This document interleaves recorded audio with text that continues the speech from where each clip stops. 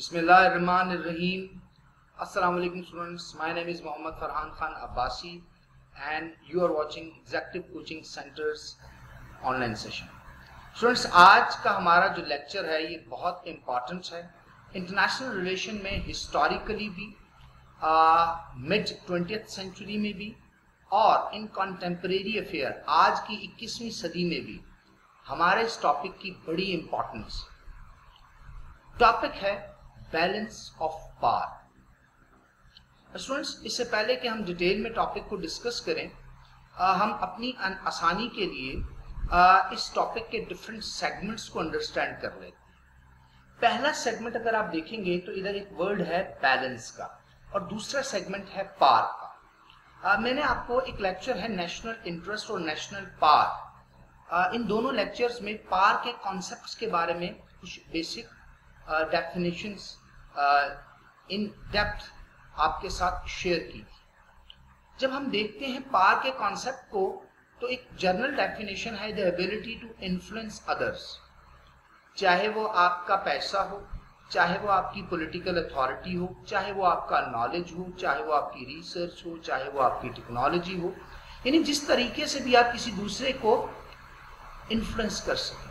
Influence करने का मतलब अपने मर्जी के नताइज हासिल करने के लिए किसी दूसरी एंटिटी से अपने मकसद का काम करवा सके। तो अगर हम गौर से देखते हैं इस टर्म को तो बैलेंस का लफ्जी मतलब है तवाज़ुन बरकरार रखना, बैलेंस कर देना, तवाज़ुन, पावर। इसका मतलब कि जब कोई दूसरा ताकतवर आपके सामने आए तो आप उसकी पावर यानी कि उसकी एबिलिटी टू इन्फ्लुएंस अदर्स, यानी उसकी एबिलिटी कि वो आपको इन्फ्लुएंस कर सके, उसको बैलेंस करते हैं एक अपनी एबिलिटी से, जिसको कहते हैं बैलेंस ऑफ पावर। ये टर्म बेसिकली नेशन स्टेट्स के लिए इस्तेमाल की जाती है और नेशन स्टेट्स दूसरी नेशन स्टेट्स को बैलेंस क्यों करती है? वेरी सिंपल, हम रियलिज्म के पर्सपेक्टिव में, हिस्टोरिकल पर्सपेक्टिव में, न्यू रियलिज्म के पर्सपेक्टिव में ये चीजें इन डेप्थ डिटेल में डिस्कस कर चुके हैं, क्योंकि दुनिया में हर एक स्टेट दूसरी स्टेट को डोमिनेट करने की कोशिश करती है। गो के दुनिया में देखा गया 18th, 19th और 20th सेंचुरी में कि इस पावर स्ट्रगल में ज्यादातर वही अकवाम रही जो मेजरली सोशल, पॉलिटिकल और इकोनॉमिक पावर्स थी दुनिया की। 5-7 ममालिक का नाम ही आता है और आज के दौर में, इस ग्लोबलाइजेशन के दौर में भी आपको 4 या 5 बड़े मुल्कों के नाम नजर आते हैं जो इस पावर स्ट्रगल में है। तो इसका मतलब ये हुआ कि जो बैलेंस ऑफ पावर का कॉन्सेप्ट है ये भी बेसिक मेजर पावर्स की पॉलिटिक्स से रिलेटेड है। स्टूडेंट्स, सबसे पहले आज के अपने इस जो लेक्चर है इसका कंटेंट देखते हैं। कंटेंट हमारे लेक्चर का बड़ा सिंपल सा है। सबसे पहले तो इंट्रोडक्शन है, डेफिनेशन है, मेजर कॉन्सेप्ट्स हैं बैलेंस ऑफ पावर से related, characteristics of balance of power को डिस्कस किया गया है, मेथड्स हैं जिन मेथड्स को अडॉप्ट करते हुए नेशंस दूसरी नेशंस को बैलेंस करती है या इंटरनेशनल सिस्टम में बैलेंस ऑफ पावर को प्ले किया जाता है, और उसके बाद एक आज के दौर का इंपॉर्टेंट कॉन्सेप्ट जिसको हम कहते हैं बैलेंस ऑफ टेरर। ये क्या है इसको भी हम अंडरस्टैंड करने की कोशिश करेंगे और फिर पूरे के पूरे लेक्चर को कंक्लूजन में समाप्त करेंगे। तो स्टूडेंट, सबसे पहले हम देखते हैं कॉन्सेप्ट बैलेंस ऑफ पावर ये है क्या। जैसा कि मैंने आपसे कहा कि इंटरनेशनल रिलेशन में बैलेंस ऑफ पावर की जो इमर्जेंस है ये को बहुत पुरानी नहीं है। 19वीं, 18वीं, 20वीं सदी में ये कॉन्सेप्ट सामने आया और कौमें एक दूसरे को बैलेंस करती थी, लेकिन मेजर स्टेक होल्डर्स की बात हो रही है। बैलेंस ऑफ पावर इनिशिएट कहां से हुआ? हम देखते हैं कि यूरोप के अंदर एक बड़ी जंग लड़ी गई 30 साल, 1618 से लेके 1648 तक, यानी 18 से 1648 तक। और इस जंग में जो मजहब की बुनियाद पर की गई थी पूरे के पूरे यूरोप को डिटीरियोरेट कर दिया, सोशो पॉलिटिको इकोनॉमिक डैमेज हो गया और कुछ मेजर स्टेट्स थी वो ही बच पाई। कैथोलिक और प्रोटेस्टेंट के दरमियान ये जंग 30 साल जारी रही और आखिर ये तय पाया कि एक ट्रीटी की जाएगी जिससे यूरोप के अंदर अमन लाया जाएगा। उसका नाम है ट्रीटी ऑफ वेस्टफेलिया। जब ये ट्रीटी हुई तो यूरोप के अंदर जो मेजर स्टेट्स थी या पूरे का पूरा जो यूरोप था ये छोटी छोटी स्टेट्स में डिवाइड कर दिया गया। प्रोटेस्टेंट और कैथोलिक रिलीजन की बेस पे, लोगों की आइडेंटिटी की बेस पे, लोगों की लैंग्वेज की बेस पे, लोगों के अपने पॉलिटिकल जो एस्पिरेशंस और आइडियोलॉजी थी उसकी बेस पे। जब ये डिवीजन हो गई तो बहुत सी छोटी रियासतें, नेशन स्टेट्स इमर्ज करके 1648 में सामने आती हैं यूरोप के अंदर, और पहली दफा बाउंड्री का कॉन्सेप्ट भी आता है, बॉर्डर्स का कॉन्सेप्ट भी आता है और नेशन स्टेट का कॉन्सेप्ट आता है। और जो नेशन स्टेट जो उस बाउंड्री में रहती है वो कितनी सॉवरन है ये कॉन्सेप्ट आता है कि वो अब अपने मामलात को खुद डील करेंगे। तो दुनिया में एक नया ट्रेंड भी सामने आता है कि जो बड़े स्टेक होल्डर्स हैं उनकी ज्यादा से ज्यादा कोशिश ये होती है कि जो न्यूली इमर्जिंग स्टेट्स हैं वो उनकी अलायंस में या उनके करीब आ जाएं ताकि उनके जो ओपोनेंट मेजर पावर्स हैं वो कमजोर हो जाएं।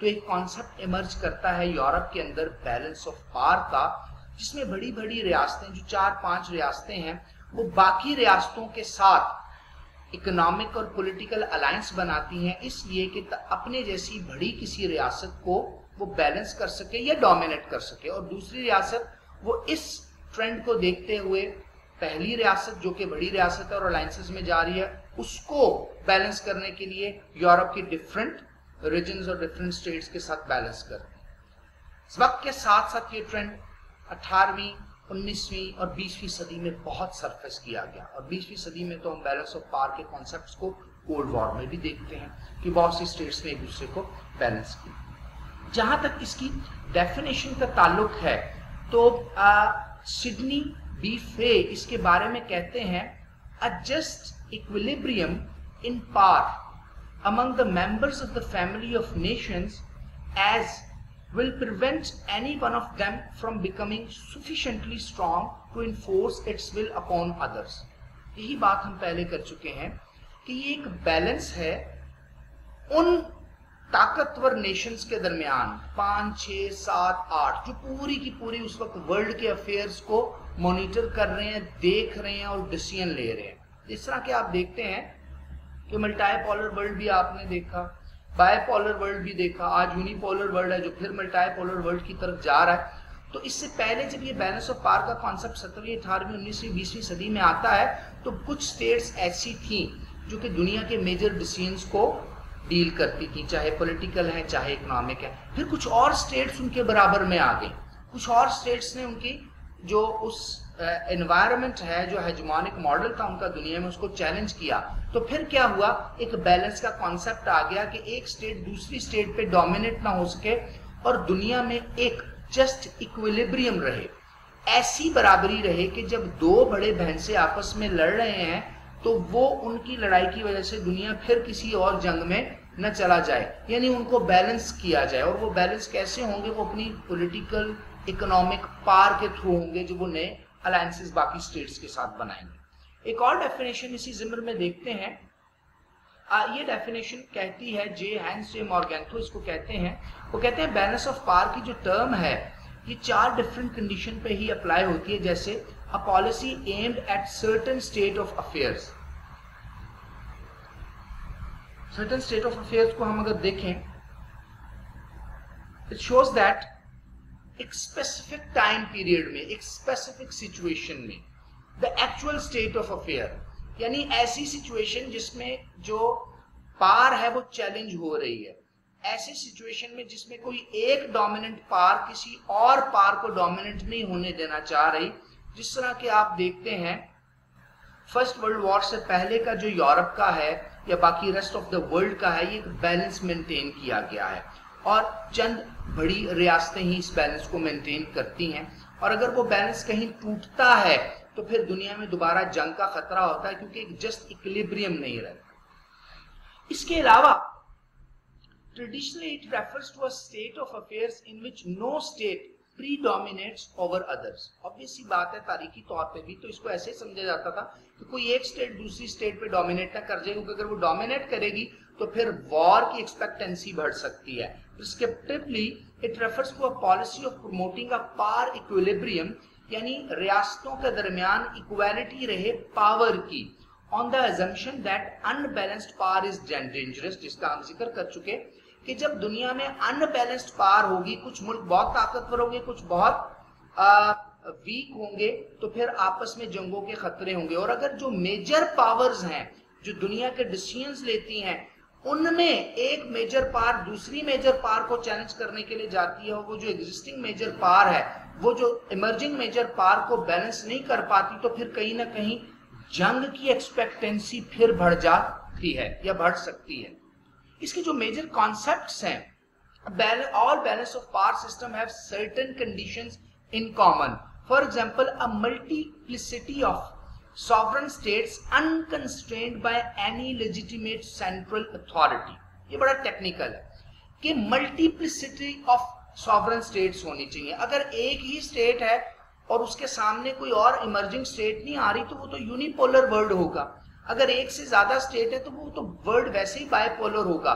जब मल्टीप्लिसिटी ऑफ स्टेट्स होती हैं, एक से ज्यादा ताकतवर नेशन स्टेट सामने आती हैं और दुनिया के रिसोर्सेज को ऑक्युपाई करने की कोशिश करती हैं, तो तब हमारे सामने ये बैलेंस ऑफ पावर का कॉन्सेप्ट इमर्ज करता है। दूसरी इंपॉर्टेंट चीज जो हर बैलेंस ऑफ पावर सिस्टम का हिस्सा रही, continuous but controlled competition over square resources और कंफ्लिक्टिंग वैल्यूज। यानी ये जो कंपटीशन है ये कंटिन्यूस रहेगा लेकिन कंट्रोल्ड रहेगा। अनकंट्रोल्ड कंपटीशन अगर हुआ तो फिर वॉर की तरफ जाएंगे। यानी एक स्टेट अगर दूसरी स्टेट को बैलेंस कर रही है तो किसी न किसी मिलिट्री, इकोनॉमिक, पॉलिटिकल वे में वो कंट्रोल्ड वे में कर सकती है। अनकंट्रोल्ड होगी तो फिर वो डोमिनेट कर जाएगी, जिस तरह के थोसेडाइट्स की पावर ट्रांजिशन थ्योरी है। और जब वो डोमिनेट कर जाएगी तो वो सिस्टम में सबसे ऊपर आएगी। जब वो ऊपर आएगी तो एग्जिस्टिंग पावर जो पहले सिस्टम में ऊपर फर्स्ट पोजीशन पे मौजूद है उसके साथ उसका कॉन्फ्लिक्ट वॉर तक जा सकता है और दुनिया फिर एक नए जो वॉर का एक जो आप मलॉक कहते हैं, एक बहुत बड़ा एक ईवल है, उसका फिर कन्फ्रंट दुनिया को करना पड़ेगा। तीसरी इंपॉर्टेंट चीज है N unequal distribution of status, wealth and power potential among political actors that make up the system. अब इसमें यह नहीं होता कि कोई एक मुल्क दूसरे मुल्क के इकोनॉमिकली भी बराबर है, मिलिटरली भी बराबर है, स्ट्रेटेजिक कुछ चीजों में एक डोमिनेट स्टेट, एक मेन स्टेक होल्डर पावरफुल है, फॉर एग्जांपल इकोनॉमिक पावर उसके पास है, तो जो उसका ओपोनेंट है उसके पास मिलिट्री पावर है। कोई और अगर तीसरा पार्टनर उसमें है तो उसके पास टेक्नोलॉजिकल पावर है, कुछ और है तो उसके पास स्ट्रेटेजिक या ज्योग्राफिकल ज्यादा फायदा है। कोई ऐसा है वो ऐसे रीजन में रहता है, उसकी रीजन की अलायंसेस ऐसी हैं जहां पर उसकी सपोर्ट बहुत ज्यादा है। तो ये जो मल्टीप्लिसिटी ऑफ स्टेट्स है या जो मेजर स्टेट्स सामने आएंगी, जब वो एक दूसरे को बैलेंस करेंगी तो तमाम बैलेंसेस इकोनॉमिक, पॉलिटिकल या मिलिट्री पॉइंट ऑफ व्यू से सेम नहीं होंगे। किसी एक के पास एक स्ट्रेंथ है, किसी दूसरे के पास दूसरी स्ट्रेंथ है, वो डिफरेंट एरियाज में एक दूसरे को बैलेंस करेगी। इसी वजह से ये सिस्टम कॉन्टिन्यूस रहेगा। बात की थी हमने थोसेडाइट्स की पावर ट्रांजिशन थ्योरी की और बैलेंस ऑफ पावर की हम बात कर रहे हैं, तो याद रखिएगा Thucydides is a well known scholar 406 BC से 460 बीसी पेलोपोनेशियन वॉर के बारे में, जो ट्रेडिशनल रियलिज्म का कॉन्सेप्ट है, पावर ट्रांजिशन थ्योरी का कॉन्सेप्ट है। बल्कि पावर ट्रांजिशन थ्योरी के कॉन्सेप्ट में तो थोसेडाइट्स को father of power transition theory भी कहा जाता है और फादर ऑफ रियलिज्म भी इनको कहा जाता है। थोसेडाइट्स के जो पावर ट्रांजिशन थ्योरी है, अगर इसको गौर से देखा जाए तो इसमें एक बेसिक एसेंशियल चीज है जो कि बैलेंस ऑफ पावर की थ्योरी को निगेट करते हैं। थोसेडाइट्स का कॉन्सेप्ट ये है पावर ट्रांजिशन थ्योरी में that they see the international system as hierarchically ordered with most powerful state dominating the international system, और जो remaining state है वो उस domination के अंडर यानी उसको subservient होंगी उसकी। और जो dominated state है उसको classified किया जाता है satisfied state, और जिन state को dominate किया जा रहा है उनको classify किया जाता है as a dissatisfied states के। इसमें थोसेडाइट्स पावर ट्रांजिशन थ्योरी में कहते क्या हैं? वो बेसिकली कहते ये हैं कि अगर स्टेट्स बैलेंस में हैं तो एक स्टेट दूसरी स्टेट को कभी ना कभी उस बैलेंस को तोड़ सकती है।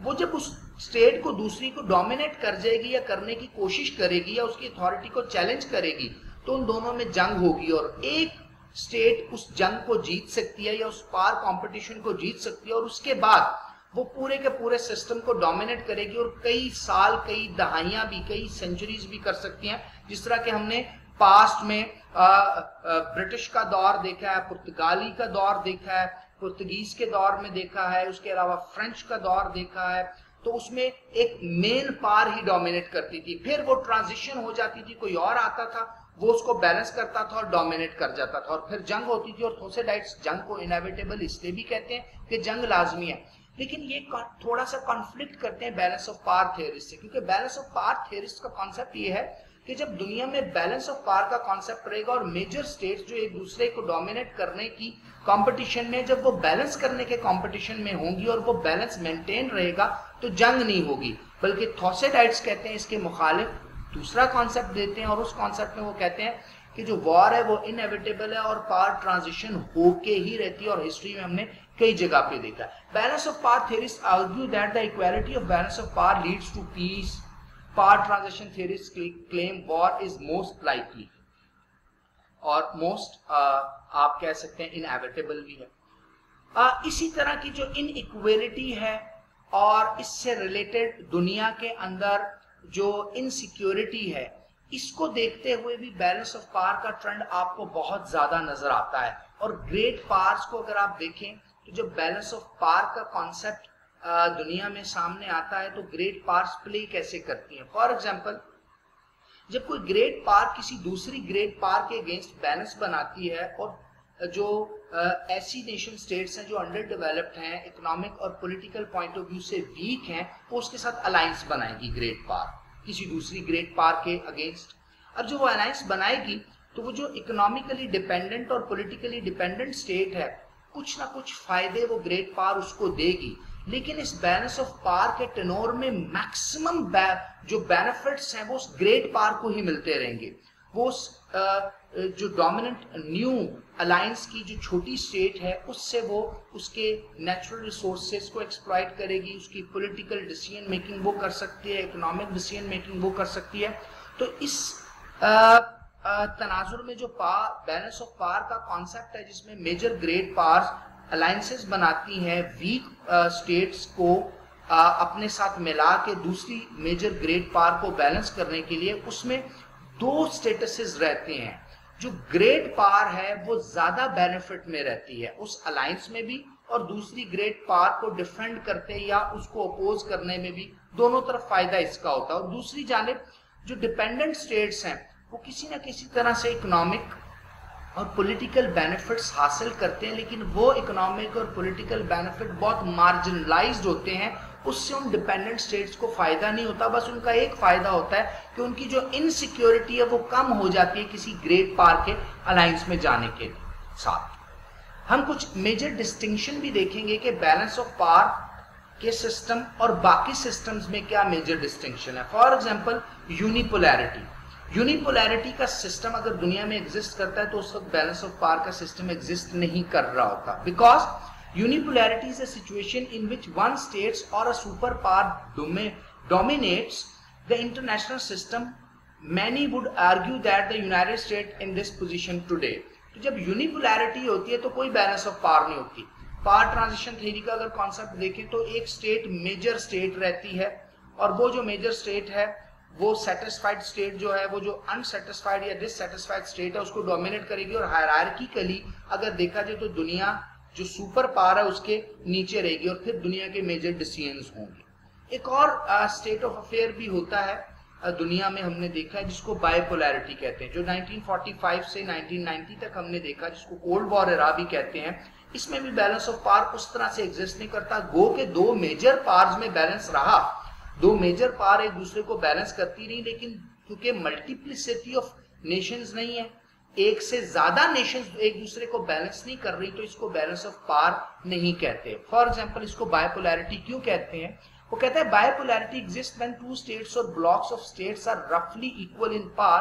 The term is often applied to the period of the Cold War between the United States and the Soviet Union, although it is misleading simply because the two superpowers were both more powerful than all other states. They were not equally as powerful as each other. देखिए, balance of power तब होता bipolar world में।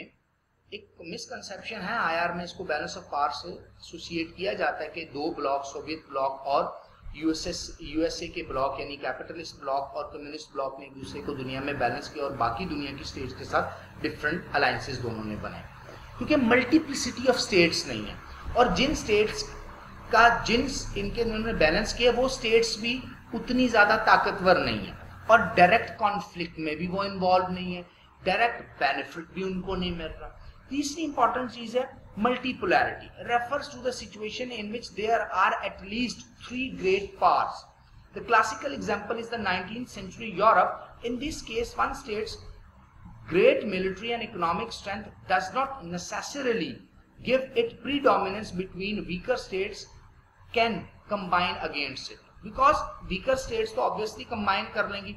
ये multipolarity जो है ये near to balance of power आ जाती है, क्योंकि इसमें more than 2 states है, multiplicity of states है। लेकिन ये जो multipolarity है ये इस तरह से होती है कि 2 major states हैं और एक ब्लॉक माइनर यानी कमजोर स्टेट्स का आपस में बन जाए उन मेजर स्टेट्स के मिलिट्री और इकोनॉमिक अलायंस के खिलाफ। Second distinction balance of power का जो हमें एक और मिलता है, जैसे यूनिपोलैरिटी, बाइपोलैरिटी और मल्टीपोलैरिटी, और बैलेंस ऑफ पावर का डिस्टिंक्शन हमने अंडरस्टैंड किया, वो ये है कि balance of power global level पर होता है। हम देखते हैं रीजनल और लोकल बैलेंसेस भी हैं, यानी साउथ एशिया में कंट्रीज एक दूसरे को बैलेंस कर रहे हैं, पाकिस्तान चाइना के साथ अलायंस बना के, चाइना किसी और मुल्क के साथ अलायंस बना के, यानी आपको बैलेंस करता है रीजन साउथ एशिया में। मिडिल ईस्ट में भी आप बैलेंसिंग का कॉन्सेप्ट देखते हैं, यूरोप में भी देखते हैं, लैटिन अमेरिका में भी देखते हैं, लेकिन ये रीजनल बैलेंस ऑफ पावर है, इसको एक major concept of balance of power के साथ एसोसिएट नहीं किया जाता। और तीसरा डिस्टिंक्शन ये है कि सब्जेक्टिव और ऑब्जेक्टिव बैलेंस का कॉन्सेप्ट भी है। With subject to something situation balance of power और है, objective balance of power और। इसी में हम देखेंगे कि balance of power की कुछ kinds भी हैं। एक simple balance of power होता है, complex balance of power होता है। Simple balance of power क्या है? The balance of power system has several characteristics. To start with, it may either be simple or complex if 2 states are possessing more or less equal military power. They would not wage war against each other, realizing that a war would result in nothing but a great loss of both states, और उसमें human life भी जा सकती है। एक simple balance of power है। ये simple balance of power का सिस्टम है जो आपको रीजन में भी नजर आता है, लोकल बैलेंस ऑफ पावर में भी नजर आता है, और बायपोलर वर्ल्ड में जहां तक आईआर में इसको कहा जाता है कि 2 मेजर स्टेट्स एक दूसरे को बैलेंस करें, simple balance. Complex balance of power क्या? State wants power for themselves at the same time they have fear of being dominated by other states. अब क्या होता है कि स्टेट्स अपने आप को भी पावरफुल करती हैं, लेकिन सेम टाइम उसके साथ साथ वो इस थ्रेट में भी रहती हैं कि और स्टेट्स कहीं और अलायंसेस बनाकर वो भी अपने आप को पावरफुल करेंगी। अब इस कॉम्प्लेक्स सिस्टम में होता क्या है? This sense of uncertainty forces the states to form alliances which are shifting in nature. वो अलायंसेस शिफ्ट करते रहते हैं। इस तरह आज के दौर में अगर आप देखें तो कॉम्प्लेक्स बैलेंस ऑफ पावर का कॉन्सेप्ट भी हमारे सामने आता है। वो कि किसी हद तक ये यूनिपोलर वर्ल्ड है, सुपर पावर अमेरिका है, लेकिन उसकी सुपर पावर स्टेटस को चैलेंज भी किया गया है। अगर आप ब्रिक्स का कॉन्सेप्ट देखते हैं, अगर आप emerging China, resurgence of Russia की बात करते हैं, रीजनल ब्लॉक्स की बात करते हैं, और स्टेट्स के सामने आने की बात करते हैं, there can never be any constant great power और smaller power. Different power in the system alter their relative power position in relation to their economic growth. तो इस सिस्टम में जो ममालिक होते हैं वो अपनी अलायंसेस चेंज करते रहते हैं सिस्टम के अकॉर्डिंगली। जिस तरह पाकिस्तान का अलायंस अमेरिका के साथ वॉर ऑन टेरर में है as a front line state, economic aid भी है, इकोनॉमिक रिलेशनशिप भी है, लेकिन पिछले 5 सालों में पाकिस्तान ने जो शिफ्ट मेजर किया है अपना स्ट्रेटेजिक यानी मिलिट्री पॉइंट ऑफ व्यू से और इकोनॉमिक पॉइंट ऑफ व्यू से, वो चाइना की तरफ किया है। तो इस बैलेंस को हमने रीशिफ्ट किया है चाइना की तरफ। रीजनल बैलेंस में इंडिया को हम बैलेंस करना चाह रहे हैं, और इंटरनेशनल बैलेंस में अगर आप जाके देखें तो हम कहीं ना कहीं रशिया के साथ और कहीं ना कहीं अमेरिका के साथ भी अच्छे ताल्लुकात बनाकर रखे हैं। स्टूडेंट्स, मेथड्स क्या है जिससे बैलेंस ऑफ पावर को मेंटेन किया जाता है? ये बड़ी टेक्निकल से मेथड्स हैं। 17वीं, 18वीं, 19वीं और 20वीं सदी में इनको अप्लाई भी किया गया डिफरेंट कॉमों की तरफ से। जेम्स मार्गेंथो इन मेथड्स की डिवीजन करते हैं 4 डिफरेंट कैरेक्टर जो लेयर्स या टियर्स में। पहला वो कहते हैं डिवाइड एंड रूल, दूसरा वो कहते हैं कंपनसेशन ऑफर की जाती है, तीसरा अलायंसेस बनाए जाते हैं, और दूसरा आर्मामेंट्स की एक्सचेंज या सपोर्ट की जाती है। अगर आप हिस्टोरिकली देखें तो डिवाइड एंड रूल के बारे में आपको पता चलता है, since ancient times divide and rule has been a method used frequently to weaken the opposition. कैसे कि अगर ओपोजिशन आपकी बहुत स्ट्रांग है, ज्योग्राफिकल एरिया बहुत ज्यादा है, मिलिट्री पॉइंट ऑफ व्यू से बहुत साउंड है, इकोनॉमिक पॉइंट ऑफ व्यू से मेंटेन्ड और स्टेबल है, तो आप क्या करते हैं, उस ओपोनेंट नेशन स्टेट में डिवीजन कर देते हैं, उसकी ज्योग्राफी को डिवाइड करने की कोशिश करते हैं, पॉलिटिकल डिफरेंस क्रिएट करने की कोशिश करते हैं, इकोनॉमिक आइडियोलॉजिकल डिफरेंस क्रिएट करने की कोशिश करते हैं, या फिर अगर उसकी अलायंसेस कहीं बन रही है और वो ग्रेट पावर के तौर पे इमर्ज हो रहा है तो उन चीजों को रोका जाता है ताकि वो आपके सामने खड़े ना हो सके। फॉर एग्जाम्पल वो ये कहता है the most classical example of this divide and rule policy used as a method for achieving balance of power is adopted by France since the early 17th century till the Second World War. France favored either the division of Germany into a number of small independent states or preventing the creation of a unified Germany. France was apprehensive that a strong and unified state of Germany might cause a threat to France in world politics.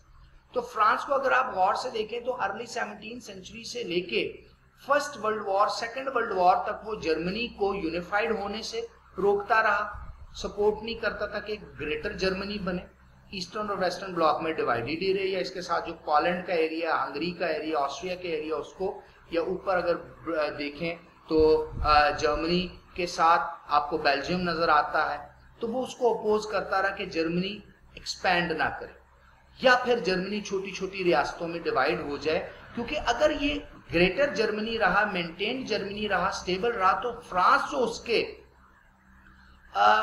North east में आता है, south east में आता है, उसको Germany कल को dominate करने के लिए वॉर वेज कर सकता है और एग्रेशन के थ्रू डोमिनेट भी कर सकता है, उसकी पावर को बैलेंस भी कर सकता है। एक और एग्जांपल हम देखते हैं कि Soviet union feared that the concept of unified Europe might strengthen the Western Bloc and upset Soviet Eastern and the West Soviet पार को, क्योंकि सोवियत यूनियन बहुत बड़ा है।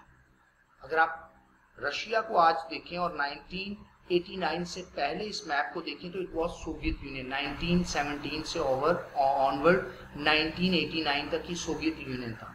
Soviet socialist United republics, unification of Soviet socialist Republic, USSR इसको कहा जाता है। तो इस यूएसएसआर या सोवियत यूनियन को एक डर था कि जो वेस्टर्न यूरोप और ईस्टर्न यूरोप अगर ये डिवाइड नहीं रहेगा और यूरोप यूनिफाइड हो जाएगा, यूरोप एक ही बन जाएगा, तो जो ईस्टर्न यूरोप एनालॉगस है सोवियत यूनियन के साथ, वो ब्लॉक जब वेस्टर्न यूरोप के साथ मिल जाएगा तो सोवियत डोमिनेशन रहेगी, और अगर नहीं रहेगी तो फिर सोवियत की पावर को चैलेंज किया जाएगा। जैसा कि सेकेंड वर्ल्ड वॉर के बाद आप देखते हैं 1949 में जो यूरोप के कंट्रीज हैं जिसमें वेस्टर्न यूरोप में एक ब्लॉक बनता है जिसको नेटो कहते हैं, नॉर्थ अटलांटिक ट्रीटी ऑर्गेनाइजेशन, और एक मिलिट्री अलायंस बनता है वेस्टर्न यूरोप और सोवियत यूनियन के खिलाफ, जिसके अगेंस्ट सोवियत यूनियन फिर वार्सा पैक्ट का एक अलायंस बनाते हैं। जब सोवियत यूनियन डिसइंटीग्रेट हो जाता है, डिसमेंबरमेंट हो जाती है और रशिया बन जाता है 1990s में, तो पूरे का पूरा यूरोप यूनिफाइड हो जाता है और नेटो के बाकी ममालिक भी मेंबर बन जाते हैं और सोवियत डोमिनेशन जो है वो खत्म हो जाती है। और इसी का डर था, इसीलिए Soviet union divide and rule चाहता था। तो ये भी एक टेक्निक है बैलेंस करने को अपने ओपोनेंट। दूसरा है compensation. The working of the principle of compensation was clearly evident when Austria, Prussia and Russia mutually settled among themselves territorial acquisition of Poland, which helped to maintain powerful equilibrium in the Central Europe. जब Poland की जंग होती है तो उसके बाद Poland के जब डिवीजन की बात आती है तो ऑस्ट्रिया, प्रोशिया और रशिया म्यूचुअली एग्री करते हैं कि कौन कौन सा एरिया किसको मिलेगा और इसकी टेरिटरी एक दूसरे में कैसे कंपनसेट होगी, ताकि इस कंपनसेशन से ये तमाम मुल्क आपस में एक दूसरे के साथ जुड़े रहें और किसी और पार के अगेंस्ट इकट्ठे रहें, जैसा कि यूएस से था उसके साथ इकट्ठा रहें। इसके अलावा अगर आप देखते हैं 1913 से to the end of the war 1713 say end of the war, Spanish succession recognized compensation the first time as a method of maintaining balance of power. The treaty provided for the division of Spanish occupation in Europe and other parts of the world between Habsburg and Bourbon monarchies. अब ये दो बड़े जो बड़ी territorial powers थी जिसमें bourbon monarchies और Habsburg थी, इनमें डिवाइड हो गया और यूरोप में डिवाइड हो गया स्पेन फतह होने के बाद, ताकि इनके आपस में बैलेंस बना रहे और ये आपस में एक दूसरे के साथ कन्फ्रंट ना करें। स्टूडेंट्स, तीसरा इंपॉर्टेंट मेथड है आर्मामेंट। ये चूंकि आज के दौर में भी आप देखते हैं कि जब अलायंसेस होती हैं तो जो ताकतवर ममालिक हैं वो प्रॉक्सी लड़ते हैं। जिस तरह जब सोवियत यूनियन ने इन्वेड किया अफगानिस्तान के अंदर, तो सोवियत सपोर्ट जो थी वो उन पार्ट्स को थी अफगानिस्तान के अंदर जो कि सोवियत डोमिनेशन अफगानिस्तान में लाना चाहते थे, जिनको नॉर्दर्न अलायंस भी कहा जाता है। और उनकी जो जंग थी वो तालिबान के साथ थी, पश्तून के साथ थी। तो फिर इस जंग में प्रॉक्सी लड़ने के लिए अमेरिका ने पाकिस्तान के साथ मिल करके तालिबान यानी पश्तूनों को सपोर्ट दी और आर्मामेंट की सप्लाई दी। इससे क्या हुआ? इससे ये हुआ कि जो सोवियत इन्वेजन था उसको बैलेंस करने की कोशिश की गई और अफगानिस्तान एक ऐसा प्रॉक्सी वॉर लैंड बन गया जहां दो बड़ी पावर आपस में कोल्ड वॉर एरा में लड़ती रही और इसका रिजल्ट ये हुआ कि सोवियत यूनियन को डिफीट हुआ। अगर आप देखें तो बहुत सी हमें ऐसी एग्जांपल्स मिलती हैं जिसमें स्टेट ए स्टेट बी को अपने मकासद के लिए और स्टेट बी की सिक्योरिटी के लिए आर्मामेंट की भी सप्लाई करती है। फॉर एग्जांपल, हम 70s में देखते हैं कि जब अमेरिका ने चाइना को, people republic of China as a nation accept नहीं किया यूएनओ में 1949 में, तो 70s तक ये सिलसिला चलता रहा और ताइवान के नाम से चाइना दुनिया में जाना जाता रहा या यूएनओ में रिप्रेजेंटेशन इसकी रही। 1974 के बाद अमेरिका ने चाइना को रिकॉग्नाइज कर लिया, लेकिन ताइवान के इशू पे अमेरिका चाइना के अगेंस्ट ही रहा और अमेरिका आर्मामेंट्स की सपोर्ट ताइवान को करता रहा, जो कि चाइना और ताइवान का कॉन्फ्लिक्ट चल रहा था। अब इस तरह से भी अपने दुश्मन को वीक किया जाता है, किसी और को सपोर्ट करके, किसी और नेशन को सपोर्ट करके, जिसको आर्मामेंट प्रोवाइड करके अपने एंटायर दुश्मन को वीक करने से क्या किया जाता है कि उसकी ताकत बढ़ती नहीं है या इतनी ज्यादा नहीं होती कि वो आपके बैलेंस से बाहर जा सके। फॉर एग्जाम्पल, वो कहता है it was a situation when nation A tried to obtain more arms to outdo nation B or keep peace with nation B and also with nation C, D, E. The nations B, C, D, E would do the same either to outsmart others in the race for armaments or keep parity with them. अगर nation ए को support किया जाए armament से nation B को balance करने के लिए या आउट क्लास यानी डोमिनेट करने के लिए और सी डी को भी करने के लिए, तो नेशन बी सी डी क्या करेंगे? वो भी आर्मामेंट्स कहीं ना कहीं से या तो खुद इनिशिएशन करेंगे, इनिशिएटिव लेंगे, आर्मामेंट डेवलप करेंगे या अलायंसेस से वो एक्वायर करेंगे ताकि वो बैलेंस कर सकें स्टेट ए को स्टेट बी को। स्टूडेंट्स, जो चौथा इंपॉर्टेंट वे है उसको अलायंसेस कहते हैं, जिसका जिक्र हम शुरू से करते चले आ रहे हैं। अलायंसेस आईआर में बड़ा इंपॉर्टेंट, डेटरेंस के लिए वे अलायंसेस का बड़ा इस्तेमाल किया जाता है कि स्टेट ए स्टेट बी के साथ अलायंस करती है क्योंकि स्टेट बी को स्टेट सी से खतरा है और स्टेट सी स्टेट एक्स की अलायंस में है चूंकि स्टेट ए और स्टेट एक्स का आपस में कंपटीशन है। इसमें क्या किया जाता है कि एक जो मेजर स्टेक होल्डर या बड़ी स्टेट है वो दूसरी बड़ी स्टेट के अगेंस्ट दोनों अपने अपने जो अलायंस बनाते हैं वो छोटी स्टेट्स के साथ या इकोनॉमिकली लेस डेवलप्ड स्टेट्स के साथ, पॉलिटिकली वीक स्टेट्स के साथ, मिलिटरीली वीक स्टेट्स के साथ अलायंस बनाते हैं ताकि वो एक दूसरे को बैलेंस कर सके। इसकी एग्जांपल अगर हम देखें तो सेकेंड वर्ल्ड वॉर के बाद पाकिस्तान इंडिया 1947 में 14 अगस्त को Pakistan as an independent state सामने आता है दुनिया के नक्शे में और 15 अगस्त को इंडिया आता है। पाकिस्तान अमेरिका के साथ अलायंस करता है और इंडिया सोवियत यूनियन के साथ अलायंस करता है। चूंकि दोनों स्टेट्स न्यूली इंडिपेंडेंट है, दोनों का आइडियोलॉजिकल कॉन्फ्लिक्ट है, दोनों के मिलिट्री कॉन्फ्लिक्ट हैं, दोनों के बॉर्डर डिस्प्यूट्स हैं, तो दोनों दो मेजर कैंप्स में जाते हैं और एक दूसरे को बैलेंस करते हैं इकोनॉमिक, पॉलिटिकल और मिलिट्री पॉइंट ऑफ व्यू से। जैसा कि आज के दौर में हम देखते हैं कि चाइना पाकिस्तान को मिसाइल टेक्नोलॉजी में, सबमरीन टेक्नोलॉजी में, एयर डिफेंस में फेवर करता है, और दूसरी तरफ अमेरिका जो है सिविल न्यूक्लियर डील के जो अम्ब्रेला उसके अंदर इंडिया को सपोर्ट करता है। स्टूडेंट्स, एक और बड़ा इंपॉर्टेंट कॉन्सेप्ट है जिसको हम कहते हैं balance of terror. Balance of power को तो हमने अंडरस्टैंड कर लिया कि ये एक ऐसा कॉन्सेप्ट है जो मल्टीप्लिसिटी में होता है। एक से ज्यादा पावरफुल कौमें जब या ग्रेटर कौमें, ममालिक या नेशन स्टेट्स आपस में एक दूसरे को बैलेंस करना चाहें तो वो बैलेंस ऑफ पावर कहलाता है। बैलेंस ऑफ टेरर क्या है? स्टूडेंट्स, बैलेंस ऑफ टेरर ये है कि डर से, दहशत से अपने ओपोनेंट को बैलेंस किया जाए। फॉर एग्जाम्पल, अगर स्टेट ए के पास न्यूक्लियर पावर है और स्टेट बी न्यूक्लियर पावर नहीं है, तो स्टेट बी अपने आप को इनसिक्योर समझेगी। अब इसके पास दो ऑप्शंस हैं।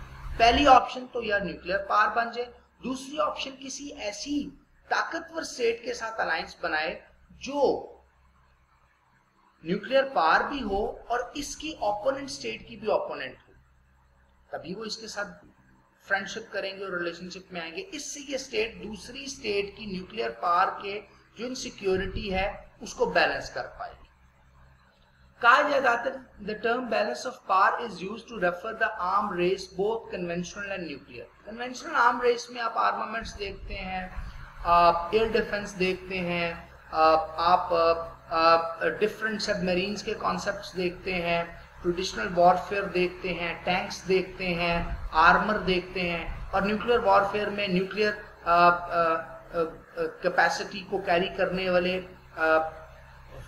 जो हैं वो जंगी तैयारों का आप बेसिकली कंपटीशन देखते हैं। न्यूक्लियर वेपन कैरिंग मिसाइल्स आप देखते हैं जिनकी कैपेसिटी है इंटर कॉन्टिनेंटल ब्लास्टिक मिसाइल्स जो न्यूक्लियर वेपन को कैरी कर सकें, उनका कंपटीशन देखते हैं।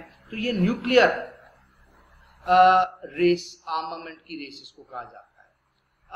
Both the superpowers were engaged in a frightening arm race। अभी एक इनका बात हो रही है सोवियत यूनियन और यूएसए की आफ्टर सेकेंड वर्ल्ड वॉर। तो ये कहता है कि between United States and the Soviet Union after the Second World War, both the state superpowers were engaged in a frightening arm race, each trying to terrorize the other and its followers during their intensive rivalry, popularly known as Cold War।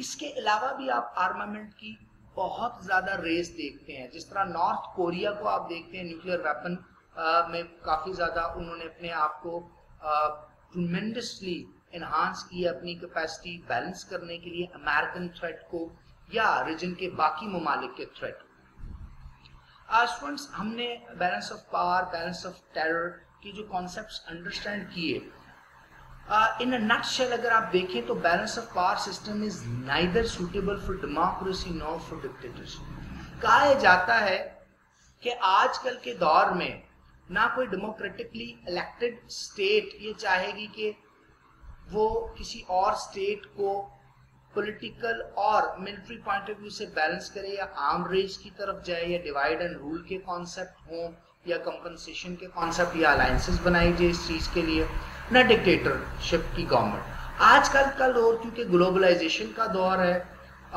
Corporation का दौर है, coordination का दौर है, collective benefit का दौर है, win win situation के कॉन्सेप्ट का दौर है, तो आज के दौर में बैलेंस ऑफ पावर को वैसे भी निगेट इसलिए भी किया जाता है कि कहा जाता है कि अब इकोनॉमिक कॉपरेशन की जाए, इकोनॉमी को बैलेंस किया जाए, मेजर स्टेट्स डिस्ट्रीब्यूट करें इकोनॉमिक बेनिफिट्स, इंडस्ट्रियल बेनिफिट्स, और इस ग्लोबलाइजेशन के सिस्टम और आज के इस दौर से बेनिफिट हासिल किया जाए, और कम से कम जो इकोनॉमिकली लेस डेवलप्ड कंट्रीज है उनकी इनसिक्योरिटीज को कम से कम किया जाए, ताकि दुनिया में जो जंग का खदशा है वो कम हो सके। एक और चीज, the world not like to see any friend going equally in terms of power and are ready to make such a friend a rival by wishing to diminish in the war. In other words, a dictator does not want the existence of a more or less equal partner.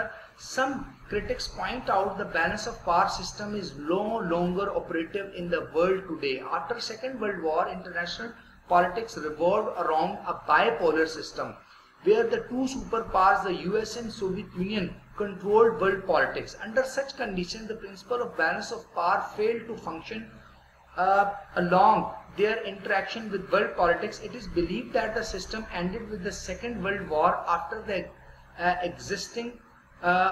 existing for nearly 3 centuries. But it must be noted here that it may stage a comeback in future if the world witness the emergence of 5 or 6 equal powers, जिसका हमने multiplicity of powers में जिक्र किया कि अब regional balance की बात आप कर सकते हैं, कॉन्टिनेंटल बैलेंस ऑफ पावर का कॉन्सेप्ट है, लेकिन इंटरनेशनल बैलेंस ऑफ पावर का कॉन्सेप्ट एग्जिस्ट नहीं कर रहा था। 2 मेजर ब्लॉक थे सेकेंड वर्ल्ड वॉर के बाद कोल्ड वॉर में, और वो 2 मेजर ब्लॉक्स जो थे वो अपने अलायंसेस में एक दूसरे ब्लॉक को बैलेंस कर रहे थे, ना कि 5-6 बड़ी रियासतें थी जो एक दूसरे को बैलेंस कर रही थी। इसलिए भी balance of power near future में कभी आ सकता है जब 3, 4, 5 बड़ी पावर्स आए, मल्टीपोलैरिटी के करीब तरीन कहीं ऐसा दौर आ सकता है जब बैलेंस ऑफ पावर के कॉन्सेप्ट दोबारा इमर्ज करें। स्टूडेंट्स, होप के आज के लेक्चर से इंटरनेशनल रिलेशन का ये जो मेजर कॉन्सेप्ट है बैलेंस ऑफ पावर, इसके जो बेसिक थीम्स हैं जिसको हमने डिटेल में एनालिसिस किया है, आपके नॉलेज में कुछ इजाफा हुआ होगा और आपको इंटरनेशनल रिलेशन और आज की इस वर्ल्ड पॉलिटिक्स को अंडरस्टैंड करने में फ़ायदा होगा।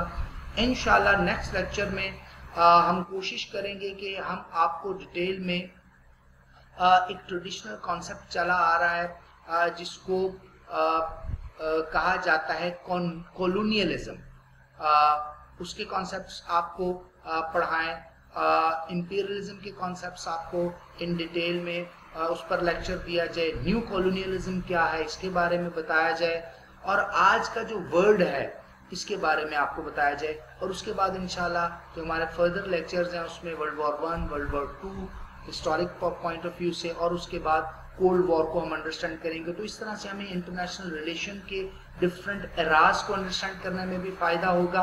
और इन नेक्स्ट सेशंस में जब हम आगे जाएंगे, इन फ्यूचर सेशंस में, तो जो आज की वर्ल्ड पॉलिटिक्स है उसको भी हम इन डिटेल एनालिसिस कर सकेंगे और मेजर जो इंटरनेशनल रिलेशन की थियरीज है उनकी एप्लीकेशन को भी देख सकते हैं। Wish you best of luck. अल्लाह हाफिज़।